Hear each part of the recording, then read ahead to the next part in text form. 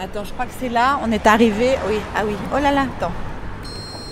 Oui, ah ça marche. Oh là là, bah dis donc. Ah, grande cour. Oula, ça c'est le genre où je me perds. Ah c'est là. Allez, c'est parti. J'ai un peu la trouille. J'ai toujours l'impression quand on fait des interviews qu'il y a un avant-après, que je ressors nourrie de plein de trucs. J'espère que ça va être ça pour vous aussi. Aujourd'hui, je vous emmène avec moi à la rencontre d'une réalisatrice, une scénariste, une autrice, une militante aussi, avec un cœur énorme et très tendre. Enfin, c'est comme ça que je me l'imagine. Parce que, en vrai, Lisa Azuelos, je ne la connais pas du tout. À part à travers ses films comme Tu es belle, LOL, Mon bébé, Dalida. Et j'ai aussi beaucoup aimé son dernier livre, sorti l'année dernière, La vie en ose. Du coup, un jour, je lui ai couru après dans une soirée pour lui proposer d'oser parler avec nous. Parce que j'aime même beaucoup son regard sur les femmes. Alors à votre avis, elle a dit quoi ? Elle a dit oui. Rendez-vous avec Lisa. Allez, on y va ? C'est parti. Allez, j'ose. Je ramène le courrier. Ah bah très bien, magnifique. Ça va ? Oui. Vous voulez boire un truc ? Un verre d'eau. Un verre d'eau. Alors la petite pièce, elle est là-bas, parce que là au moins on est en calme, la petite pièce rouge. Je vais vous installer, je dis au revoir à mon autre rendez-vous. Il y a quelqu'un d'autre ou pas ? Non. Non ? C'est incroyable. On est dans un appartement haussmannien assez dingue. On est dans une pièce et on a la sensation d'être comme au théâtre. Il y a des costumes, il y a un gros doudou blanc. Il est énorme ce doudou. Il y a une chaise de cinéma là, comme quand on tourne avec marqué LOL. Waouh, ça le fait quoi. Il y a une atmosphère incroyable ici. Oh, j'ai l'impression qu'on pourrait aller vers du spirituel presque, chamanique même. Je sais pas, mais je sens que Lisa Azuelos va nous surprendre et que l'on va explorer des territoires que je ne connais pas du tout. J'espère que vous êtes prêtes. Allez, on va voir.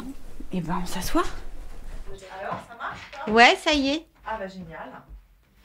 Lisa, Oui. je vous ai un peu couru après. Je vous ai sauté dessus même, parce que je voulais absolument que vous fassiez partie de ce podcast. Là, c'était vraiment une demande, mais genre, c'était intrinsèque, c'était hors de question de continuer cette série de podcasts sans vous. Et vous m'avez Here répondu. I am, comme on dit. Ben voilà. Et quand je vous ai sauté dessus, vous m'avez dit « Non, mais alors, j'ai plein de trucs à dire, de toute façon !» Bah, je voulais même faire un podcast sur ce thème-là, et je me suis dit, bon, bah c'est pris. Tant mieux. Pourquoi vous vouliez faire un podcast sur ce thème, justement ? Je crois que, comme beaucoup de jeunes filles et femmes, j'ai toujours vécu dans la terreur de ce mot ménopause. On a l'impression que c'est à peu près la même vibration que bombe nucléaire. Et en fait, quand c'est arrivé, déjà, je ne m'en suis pas rendu compte. Enfin, je me dis, tiens, j'ai plus mes règles. Je me dis, cool. Après, j'ai eu pas mal de galères du style un peu de dépression. J'ai grossi énormément, etc. Mais en fait, j'ai pas relié ça à la ménopause. Donc, je savais pas. Puis, j'avais des sueurs. Donc, de temps en temps, boum, mes vêtements étaient trempés en plein milieu d'un dîner. Donc, j'ai évité de porter de la soie. Hein. C'est le moment où j'ai préféré les sweatshirts. Et puis, moi, je savais pas. Je me disais, putain, je suis en colère aujourd'hui. Ou alors, c'est bizarre, j'ai ces bouffées de chaleur. Mais j'arrivais pas à mettre le mot en face, bizarrement. Je l'ai mis après que tout soit passé. Quand ça a cliqué sur le fait que je venais de traverser la ménopause. Et Comment ça a cliqué ? Bah, ça a cliqué parce que, à force, ça a cliqué, quoi. C'est-à-dire, je me suis dit, les bouffées de chaleur, qui sont quand même le signe un peu évident. Après, j'ai été voir pas mal de gynécos qui me disaient faut aller voir un endocrino. L'endocrino me disait faut aller voir un gynéco. Donc là a commencé un peu le cercle, une errance. Et donc j'ai commencé toutes mes recherches sur les hormones. Moi, quand je commence à prendre un sujet, je deviens dingue, quoi. Je sais pas pourquoi ça me dérangeait pas. Moi, j'ai tout le temps froid, donc d'un coup d'avoir chaud, c'était un peu une bénédiction. Mais alors, il y a eu un traitement ou il y a pas eu de traitement ? Alors j'ai vaguement essayé de me mettre une crème à un moment dans l'intérieur du bras. Ça m'a saoulée. Traitement hormonal. Ouais. Et puis, je te dis, j'ai rencontré des médecins, et je me suis dit, en fait, pourquoi j'avais des problèmes de thyroïde. Mais ça m'a saoulée parce que ça ne marche pas, en fait. Enfin, sur moi. Et puis moi, j'étais hyper contente de plus avoir mes règles, quand même. Enfin, faut arrêter de faire croire que c'est horrible de pas avoir ses règles. C'est fabuleux, quoi. Enfin, Ouais, je comprends. non, mais vraiment, bien c'est sûr. horrible d'avoir ces règles tous les mois. Je veux dire, moi, j'adorerais que les hommes expérimentent 1 mois avec leurs règles. Et après, ils seraient tellement plus gentils avec nous, quoi. Je trouve que d'aller bosser quand t'as tes règles les 2 premiers jours, c'est infect. Mais vous savez il y a eu des études en Angleterre. Il y a des femmes qui arrêtent de travailler parce qu'elles souffrent tellement pendant la ménopause. Elles se sentent tellement mal au bureau, par exemple, où on leur fait remarquer qu'elles transpirent, où elles n'ont pas le droit d'aller aux toilettes plusieurs fois. Donc, il y a quand même un truc aussi. Peut-être vous, comme vous l'avez bien vécu, peut-être vous vous rendez pas compte. Non, je me rends pas compte, mais bon, c'est du harcèlement, clairement, ce que vous me décrivez. Et vous dites que oser, c'est une manière de vivre, c'est un tempérament. Mon livre s'appelait La vie en ose. Et oser, en fait, c'est le jour où j'ai compris que je risquais rien. En fait, notre pire ennemi, et ça j'en suis persuadée, c'est la honte. Et je vais vous expliquer pourquoi. C'est dans la Bible et personne ne le voit. Tout le monde s'est focalisé sur cette putain de pomme. Elle a mangé la pomme et du coup ils se sont fait jeter. Pas du tout. Si tu relis l'histoire, elle mange la pomme. Donc, elle fait goûter à Adam. C'est vrai qu'elle incite Adam à manger la pomme. Le serpent les a incités. Bon, bref, c'est la faute à qui? On s'en fout. C'est pas le sujet. Et après, quand Dieu arrive, ils virent qu'ils étaient nus. Ils eurent honte et ils se cachèrent avec une feuille, on dit de figuier. Et Dieu, il ne dit pas quoi, t'as mangé la pomme. Il dit, devant moi, tu as honte. Moi qui t'ai créé. C'est la honte qui les coupe du paradis. C'est pas la consommation aussi. Hein. Donc on peut retenir de la Bible, à consommer c'est mal, avoir honte c'est très mal. En fait, il y a des émotions qui te coupent de ton mouvement, de ton énergie. Et la pire émotion, c'est la honte. Ensuite, c'est la culpabilité. Je crois qu'après, il y a la peur, il y a la jalousie, il y a l'envie, il y a l'amour. Il y a plus que 7 péchés capitaux. Mais le pire péché, c'est vraiment la honte. Et ce qui empêche d'oser, c'est la honte. Il n'y a rien d'autre qui t'empêche d'oser, quoi. Vous avez eu honte de quelque chose? Mais honte de quoi? En plus, moi, j'ai quasiment, à un moment, pesé 100 kilos.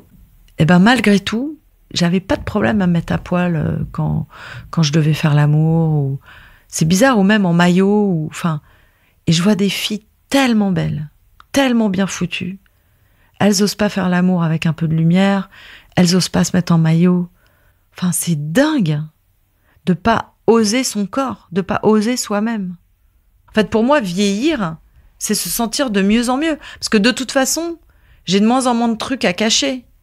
Le corps va pendre, les rides vont se faire. Enfin, tout va être plus moche au sens commercial du terme. Et on souffre beaucoup d'agisme. Aujourd'hui, parce que dans tous les journaux qui parlent de l'anti-âge, des femmes à 50 ans, en fait, on nous met un peu de côté. Déjà, je lis pas les journaux, donc et puis je regarde pas la télé non plus. Donc déjà, moi j'ai réglé les problèmes comme ça. Hein. Mais n'utilisez plus ce mot de agisme. Mais quelle horreur! Au secours! Non, mais il est super moche, on est d'accord. Bah alors, stop!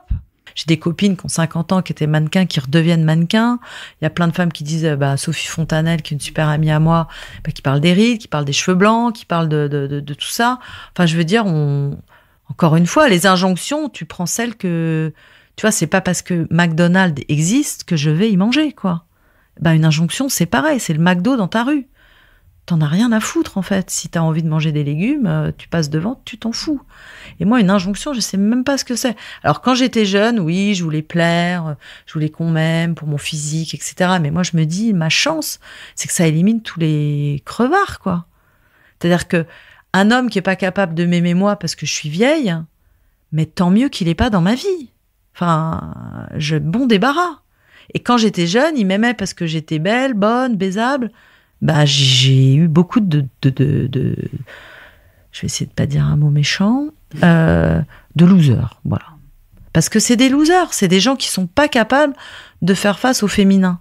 Moi, je sais pas, quand on parle d'invisibilité, par exemple, bon, celui-là, je l'ai entendu, je suis pas passée à côté, mais tant mieux que je suis invisible. Je me fais beaucoup moins chier depuis que je peux être invisible. Et en revanche... je comprends pas là ce que vous me dites. Quand on te regarde et que t'as pas envie, c'est un viol, quoi. Moi, je me faisais beaucoup emmerder, par exemple. J'ai la chance d'être jolie. Et quand j'étais jeune, la plupart des mecs avaient pas envie de me connaître. Ils avaient envie de me niquer, de me baiser. Et moi aussi, d'ailleurs. Mais être invisible, c'est aussi choisir qui on a envie de regarder et par qui on a envie d'être regardé. Et si quelqu'un me regarde pas, je vais pas en souffrir. Enfin, c'est fou de souffrir de ça. Est-ce que tu souffres parce qu'un arbre t'a pas regardé? Non, et qu'est-ce que t'en sais qui t'a pas regardé? Et moi, je me sens regardée par les arbres, par exemple. C'est con. Je me sens regardée par les bébés dans la rue. Je me sens regardée par tout, en fait. Alors, c'est la relation qui fait que tu regardes et que tu es regardée. C'est pas l'autre. Alors, je suis d'accord. Et en même temps, par exemple, Michel Bernier, à notre micro, elle disait qu'elle ressentait une certaine solitude, en fait, avec à son âge et depuis ses 50 ans passés, qu'il y avait quand même quelque chose qu'elle la ressentait aussi sur les tournages.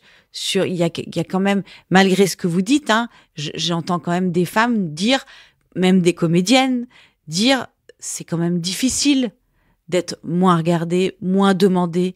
Je pense qu'il n'y a aucun problème qui sorte à la ménopause qui n'était pas déjà là. Voilà. Et je trouve que quand t'es jeune, t'as rien de mieux à faire que de te préparer à être vieille. Voilà. Et c'est pas que t'anticipes un truc moche, c'est que ça va t'aider à être jeune mieux, en fait. Mais je pense que la solitude de Michel Bernier, je la connais pas, en plus je l'adore, je pense qu'elle était là avant.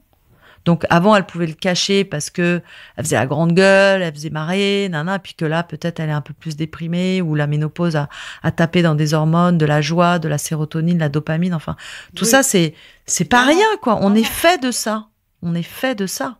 Donc quand t'as des déficiences de ça, t'as plus envie de te marrer, t'as plus envie, puis t'as envie qu'on te prenne dans les bras, et puis t'as envie d'être peut-être plus une femme, t'as envie que quelqu'un s'occupe de toi. Moi aussi, j'ai envie d'avoir un homme qui s'occupe de moi, qui me prend dans ses bras. Mais bon, ça arrive pas. Mais je peux pas en être malheureuse. Je n'y arrive pas, quoi. Je suis heureuse déjà d'être vivante, de pas être malade, d'avoir des enfants, d'avoir des amis. Je sais pas, la vie, elle est magnifique quand même. Quand t'as la chance d'avoir ce moment où les parents meurent et où toi, t'es encore un peu jeune, parce que en fait, je me sens hyper jeune quand même, et de plus avoir tes règles, c'est l'adolescence, hein, c'est fabuleux.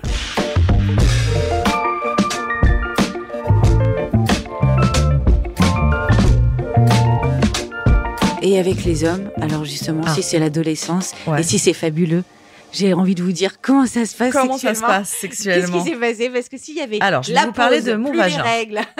Non, mais en vrai. Non, vous avez vu, c'est vrai, j'ai dit je vais vous parler de mon vagin, ou je veux dire je vais vous parler de mon cœur. Bon, déjà, on a compris le problème. Moi, j'ai du mal à relier les deux. Donc, en fait, j'ai plus de compagnon depuis environ 10 ans. Et même le compagnon que j'avais n'était pas forcément archi porté sur la chose non plus. Donc, bon. Moi, j'ai toujours senti que mon énergie était sexuelle, entre autres, mais c'est une énergie que j'adore. C'est pas que j'attends de tomber amoureuse pour aller faire l'amour. Pour moi, j'ai besoin d'avoir des nuits d'amour avec des gens, même si je les connais pas. C'est pas un problème pour moi. Enfin, le problème, c'est après d'apprendre à les connaître et de les supporter, puis qu'ils me supportent et tout ça. C'est plus compliqué pour moi. Mais juste une jolie nuit d'amour, pour moi, ça a toujours été un peu mon dessert, quoi. Ma joie. Donc, la chance, c'est qu'au moment de cette ménopause, déjà, t'as plus à te poser de problème de est-ce que tu tombes enceinte, nanana. Enfin bon, moi, j'avais quand même un petit souci j'allais dire de constipation, tu vois, de contraception.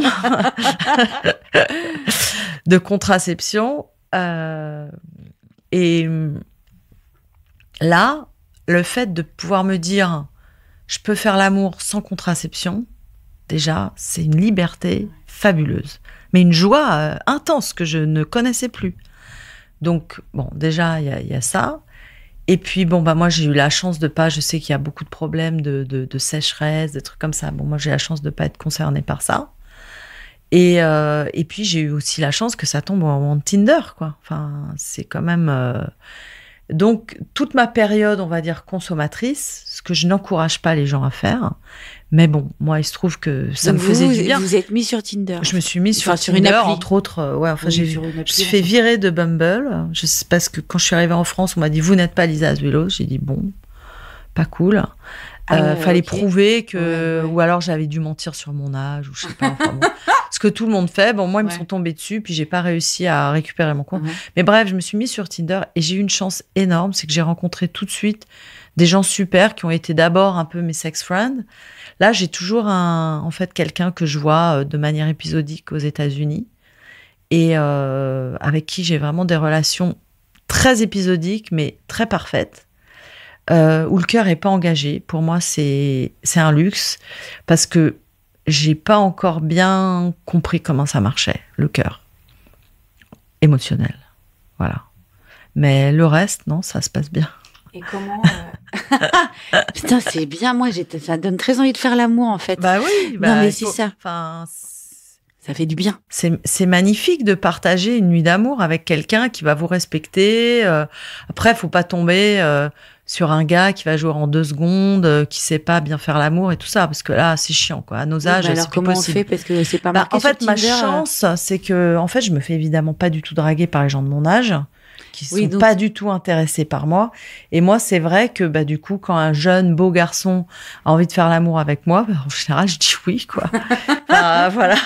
Et eux, ils ont pas de problème, en fait, parce qu'ils savent qu'ils vont pas s'engager avec nous. Ils ont pas peur, tout marche bien. Voilà.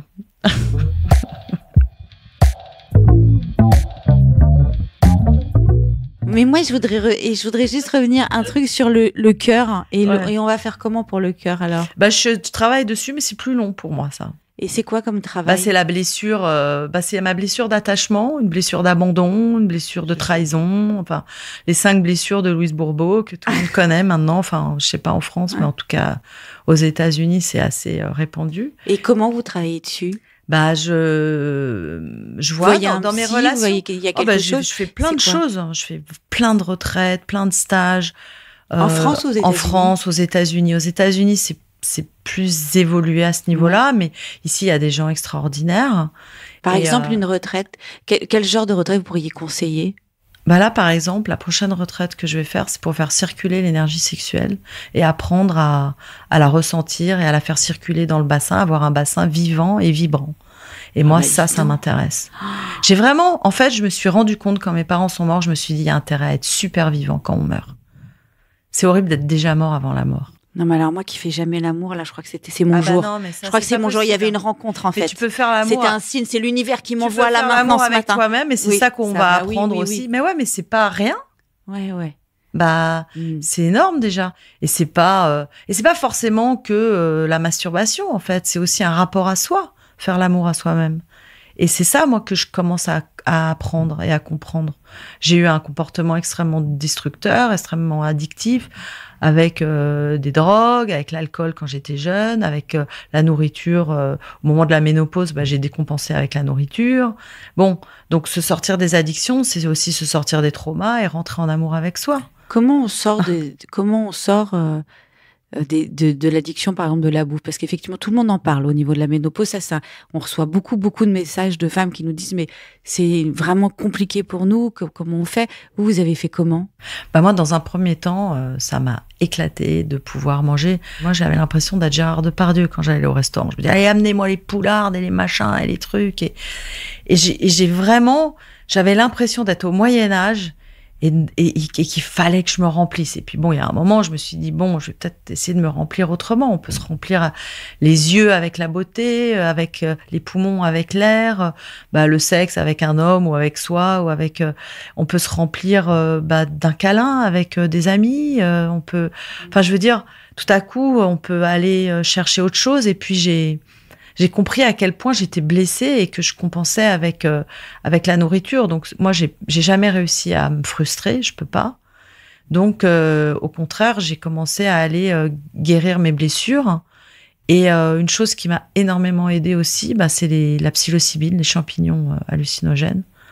Et ça m'a vraiment redonné une ouverture à moi, à la beauté de moi, que j'ai adoré, en fait. Mais comment? Alors, vous allez... Comment? J'ai fait 3-4 cérémonies dans des lieux où c'était légal. Quand on est sous champi, en fait, on a le champignon qui te prend un peu par la main, qui dit, tiens, je vais te montrer un aspect de ta vie qui est bloquant pour toi. Et en général, ça s'occupe de ton enfant, de qui tu étais quand tu étais enfant. Et tout à coup, par exemple, moi, j'ai vu que quand j'étais enfant, j'étais placée dans des pensions terrifiantes, et je me suis revue en ayant très très faim. Mais j'avais très faim quand j'étais petite parce qu'on me donnait pas à manger, on me disait si tu finis pas ton assiette, tu pourras pas faire ça, et c'était des épinards ou des choses que je voulais pas manger. On me tabassait pour manger. Enfin bon, donc je me forçais aussi à pas manger. Enfin, donc forcément, j'ai un rapport à la nourriture qui est compliqué. Mais tout à coup, j'ai vu cette petite fille et j'ai ressenti sa faim sous champignon. Mais après, moi, quand j'ai faim et quand je mange, mais je ne me juge plus. Je dis ok, je nourris la petite fille qui a été blessée. Mais peut-être que aussi je suis une adulte qui peut la nourrir autrement. Tu vois, et tout à coup, je ressens compassion avec moi, avec cette faim, au lieu de me juger, de me dire, espèce de grosse vache, pourquoi tu bouffes? Tu vois, c'est pas la même. Hein. Parce que quand j'ai fait vraiment ma grosse dépression, j'ai quitté le compagnon avec qui j'étais. Et puis, en fait, ce vide m'a été insupportable. Je venais de faire Dalida, où j'allais rentrer dans l'histoire de Dalida. C'est comme si elle m'était rentrée en moi. On va dire que l'égrégore de Dalida est rentré en moi. Et j'ai fait une dépression où je suis restée devant ma télé pendant 1 an à pouvoir juste bouger le pouce pour changer les chaînes de télé, quoi. Enfin, j'ai vraiment eu un truc hyper violent et tout le monde m'a dit il faut que tu te mettes sous antidépresseurs, et j'ai une peur bleue de l'addiction et des antidépresseurs, et je me suis dit je vais y arriver autrement. Et donc ce mal-être m'a obligée à aller chercher le bien-être. Et là, j'ai vraiment mis la gomme et les ostéos, enfin tout ce que je pouvais trouver. Et puis c'est pas fini parce qu'en fait tout à coup je suis allée à la rencontre de moi-même et j'ai vu que j'étais pas si géniale, qu'est-ce qui était vraiment blessé, qu'est-ce qui avait mal, où était la petite fille, où était la femme, où était l'homme en moi aussi. J'ai vu que j'étais un sale mec aussi et que ça veut dire quoi, je suis un sale mec? Je peux mal me traiter, je peux me juger, je peux me parler mal, je peux abuser de moi, je peux faire des choses sans mon consentement. Vous avez pas envie de faire un film sur tout ce que vous racontez? Si, là mais en fait, je distille tout ça dans mes films. Mais bon, jusqu'à présent, j'avais, je pense, beaucoup de choses à régler avec mon rapport avec ma maman.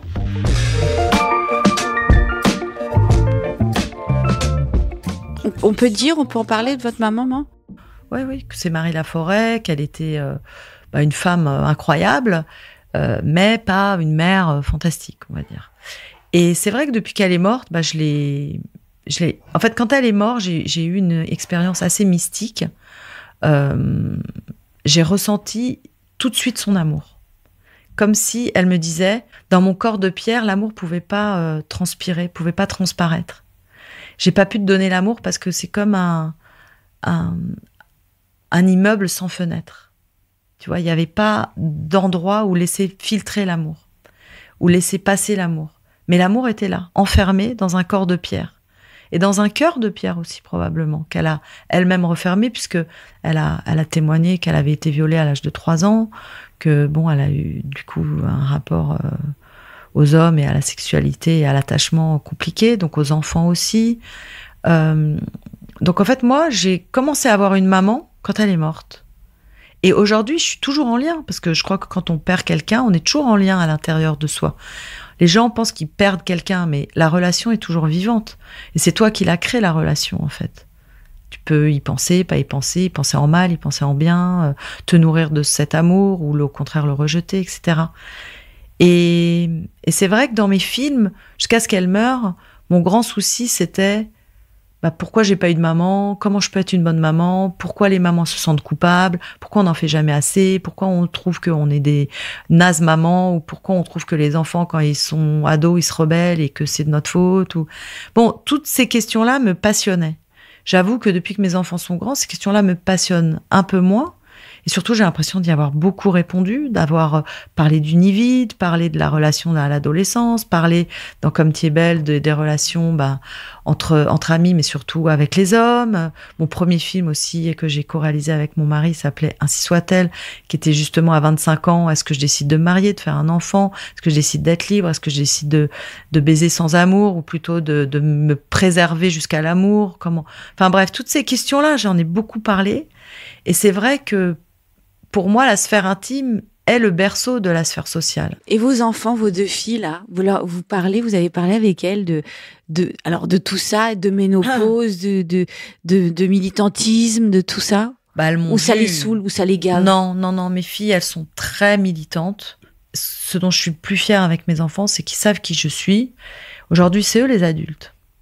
Et moi, je suis la femme ménopausée et c'est super. Moi, je me repose sur eux aujourd'hui. Et la ménopause, vous en avez parlé avec elle?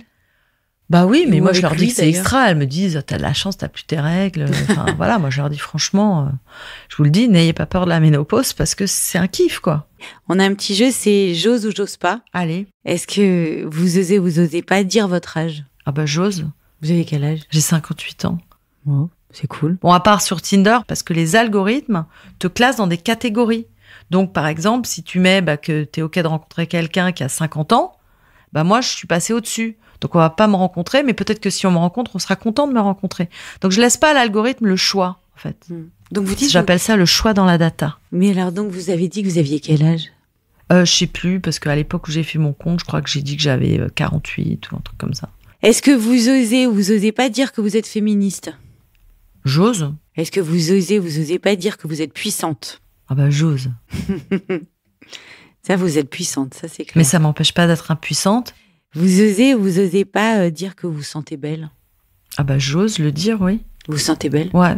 Ça, c'est une force, hein, vous savez. Ouais. Mais j'ai eu la chance aussi d'être belle. Enfin, dans les critères, on va dire, de la société, gna gna gna, les fameuses injonctions, là. J'ai eu mon moment de gloire, de beauté. Je plaisais. Enfin bon.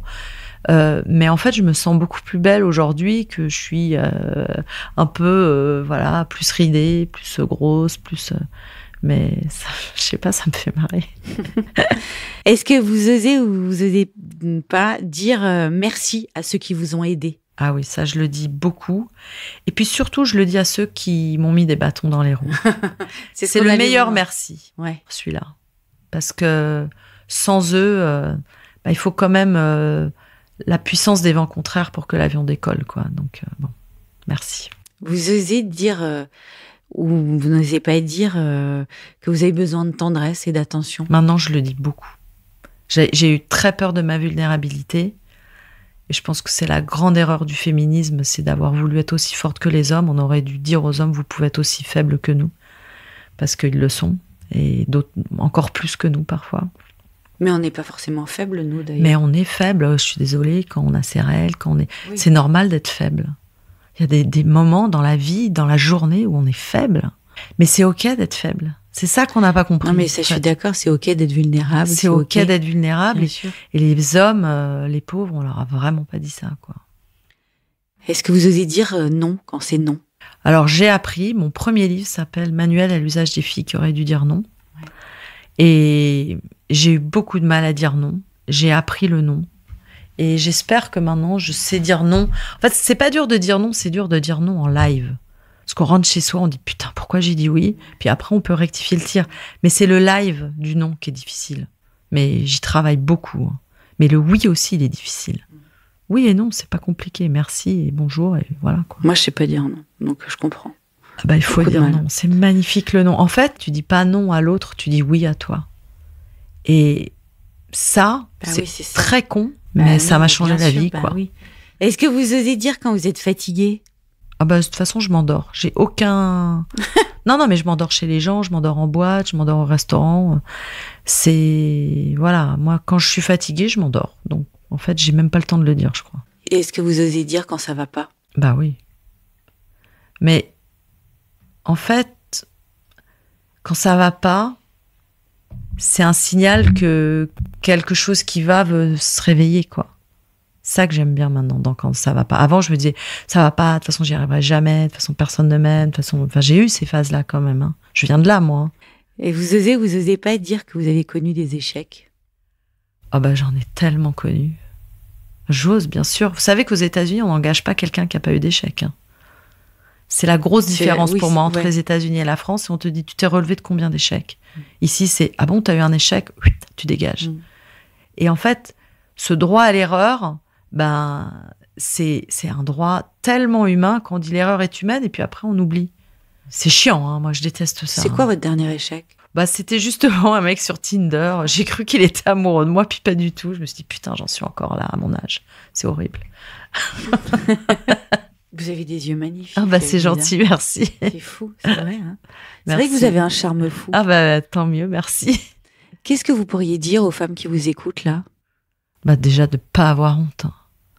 de pas se sentir coupable, et puis de se demander dans quelle partie de leur corps elles se sentent vivantes, et puis de se demander dans quelle partie de leur corps elles se sentent pas vivantes, et puis de faire un petit cadeau à cette partie pas vivante aujourd'hui, quoi. Moi, je vais me faire des cadeaux partout, je crois, dans toutes mes parties, en fait. Merci beaucoup, Lisa. Merci Elsa.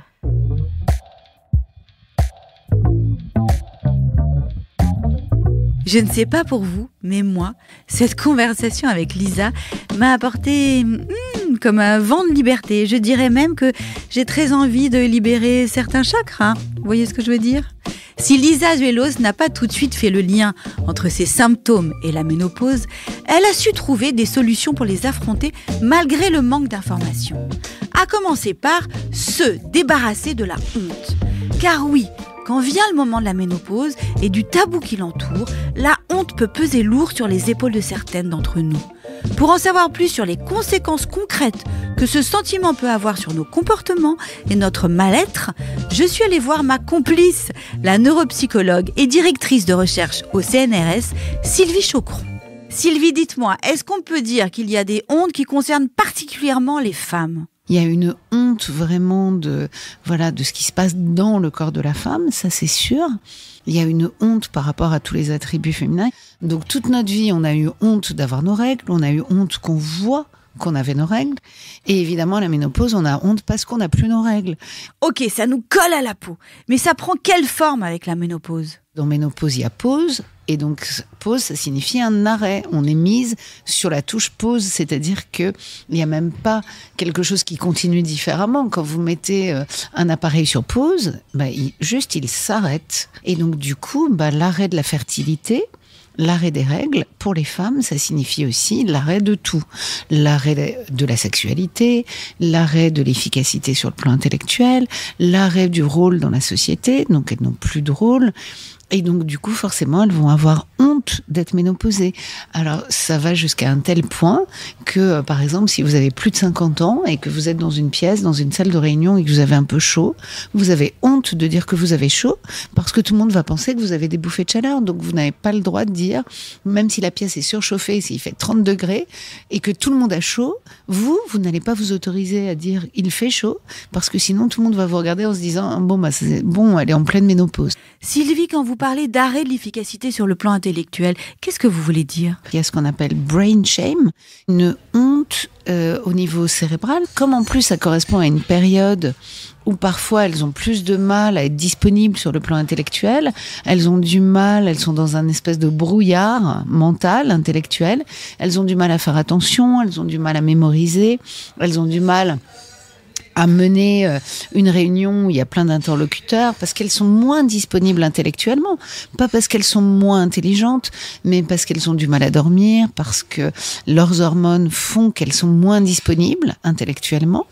Du coup, elles vont avoir l'impression qu'elles sont véritablement moins efficientes. Et donc, qui dit honte, dit inhibition. Donc, les femmes vont se conformer à ce qu'elles pensent que la société pense d'elle. Donc du coup, si elles pensent que la société considère que les femmes à la ménopause doivent être mises à la poubelle, elles vont se mettre elles-mêmes à la poubelle. Concrètement, Sylvie, ça veut dire que certaines d'entre nous, comme moi d'ailleurs, parce que je peux avoir ce sentiment-là, ne se sentent plus bonnes à rien ? Moi, j'ai également, à part mon activité de recherche, j'ai aussi une activité clinique.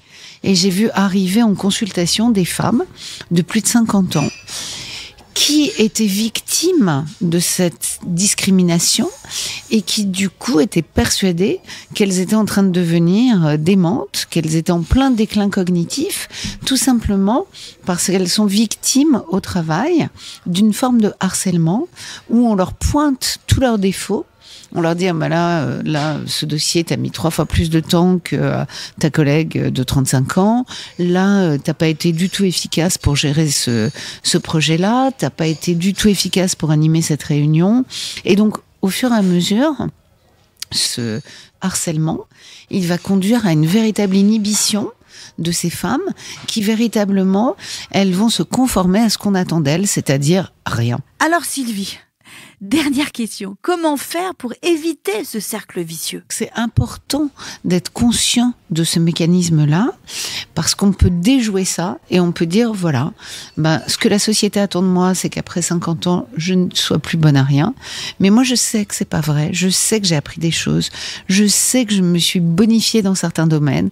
Et moi, mon rôle, c'est de pouvoir montrer à la société que j'ai encore plein de choses à offrir, que j'ai encore plein de capacités et que je vais peut-être même me révéler dans certains domaines dans lesquels je n'osais pas me révéler. Après 50 ans, on se connaît aussi beaucoup mieux et donc on a pris confiance en nous, on sait quels sont nos points forts, on sait quels sont nos points faibles et on peut justement s'autoriser à mettre en valeur nos points forts pour pouvoir être encore plus performante que ce qu'on a été jusqu'à présent. D'autant que souvent après 50 ans, si on a eu des enfants, ils sont plus grands, ils nous demandent encore des choses, mais c'est peut-être moins prenant. Et donc, on peut s'autoriser, à partir de 50 ans aussi, à s'épanouir sur le plan professionnel, là où on s'était peut-être un peu contraint parce qu'on n'avait pas la disponibilité matérielle. Donc, on peut maintenant s'autoriser à s'épanouir beaucoup plus que ce qu'on a fait entre 30 et 50. Merci à Sylvie Choqueron de nous avoir aidé à démonter de vieilles croyances qui nous freinent et nous aider à trouver les armes pour faire la peau aux clichés sur la ménopause. Je vous encourage à aller lire son livre « Dans le cerveau de ». Un immense merci à Lisa Azuelos d'avoir partagé avec nous sa force et son ouverture d'esprit. Et prenez plaisir à revoir tous ces films. C'est ma prescription bien-être du jour. Je tenais à dire que la thérapie sous champignons hallucinogènes est en France encore en phase expérimentale et encadrée à l'hôpital. Ne le faites pas seul chez vous. Lisa Azuelos l'a faite sous contrôle à l'étranger et ça n'engage qu'elle et son expérience. Cet épisode a été réalisé et monté par Marie Braun, mixé par Étienne Gratianette et la musique a été composée par Alban Claudin. Quant à moi, je vous dis à très vite pour un nouvel épisode. Ciao!